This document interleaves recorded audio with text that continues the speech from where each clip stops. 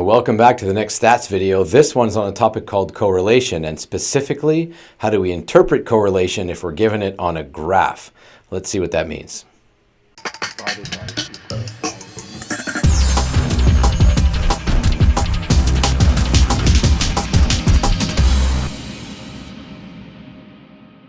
When we talk about correlation in statistics, we're talking about the strength of the relationship between two different variables. In this course, those variables are always x and y. When we see correlation on a graph, what we're talking about is a scatter plot graph, which is a bunch of different dots on a Cartesian plane that represent pairs of data from a distribution.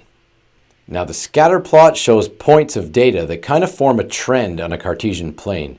You can kind of see that they're trending upwards or downwards, or they're all close together, or they're kind of far apart. And that's what I mean by trend. Here's a couple of examples where you should be able to see a trend in the points on the scatter plot. Now, this trend is a kind of a representation of the x and y pairs that were gathered from a distribution. Now, correlation can exist between any two variables, but on a scatter plot, what we're looking for, if it's the strongest possible correlation, those points form really close to a perfectly straight line.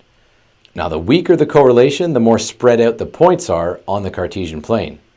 Notice in the examples that I just put up, it doesn't matter if the points form a positive sloping trend or a negative sloping trend. I don't care if those points are going up the graph or down the graph. All I care about is how close they are together, regardless of if that's a positive slope or a negative slope. So the closer together, the stronger the correlation. The further apart those dots are, the more spread out they are, the weaker the correlation is. Now, on a final exam question about correlation on a graph, they'd probably give you 3 or 4 graphs and ask you to rank them either from strongest to weakest or weakest to strongest based on the graphical representation of the correlation. So all you'd be looking for in that case is how close those points are together. That's your strongest, and how spread out they are, that's your weakest. Now here's a couple of examples of how that might look on an exam. Hey guys, we're looking here at comparing correlation coefficients in graph form. So quick thing to point out too is that we're going to have 4 graphs, and then they're going to ask us to rank them in some way. In this particular question, you can see I've already underlined it. They want us to rank them from weakest to strongest. Pay attention to that, because obviously on some questions they could ask us to go from strongest to weakest, and that would completely reverse our solutions. And in fact, one of these you can guarantee will be in the reverse order. I'll point them out to you afterwards to try to trick you.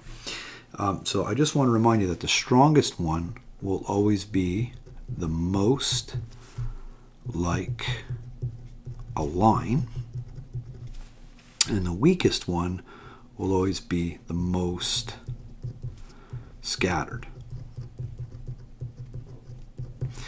And I want you to also remember, very important when we're talking here about strength, when we're talking about strength, it has nothing to do with positivity or negativity. Okay? We ignore the notion of direction. We don't care about whether it's positive or negative when we're talking about how strong it is. The strength simply has to do whether it's more like a line or it's more scattered.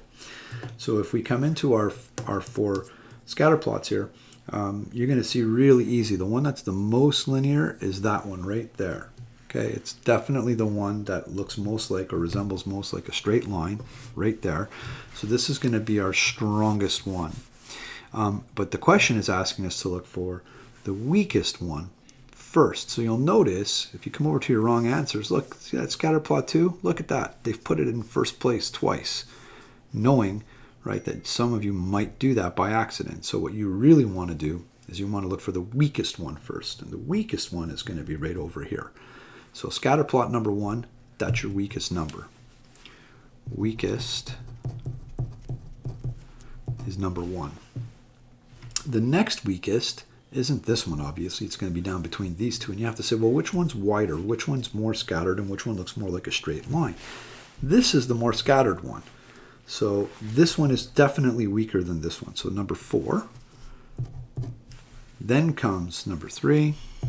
And last, the strongest one is scatter plot number 2. And so now all we need to do is come back and find, there it is. 1, 4, 3, 2. Now, if you go backwards from strongest to weakest, 2, 3, 4, 1, you'll see, look, 2, 3, 4, 1. They tried to fool you here. Okay, that's a distractor. Don't get fooled with that. They're trying to shaft you on that question every single time. They went in the reverse order from strongest to weakest. Hey, we're going to rank correlation coefficients again from the following 4 scatter plots. This is question number 2 on the same topic.